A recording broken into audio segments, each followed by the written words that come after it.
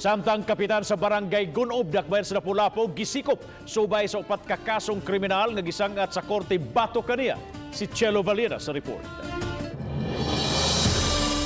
Gisikop sa CIDG Lapu-Lapu City Field Unit kagahapon sa hapon si Kapitan Eleanor Fontanoza sa barangay Gunob.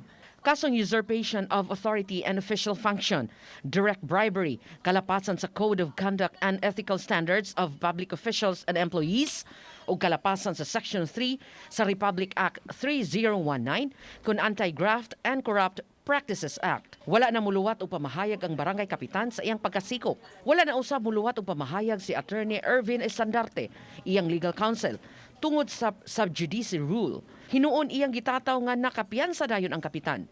Samtang gitataw ni Jonah Pino, OIC City Director sa DILG Lapu-Lapu City, nga makapadayon gihapon si Fontanoza sa iyang katungdanan, isip kapitan sa barangay Gunob human siya makapiyansa. She can continue to perform her duties and function as punong barangay unless adunay mga preventive suspension or there is a final decision sa court.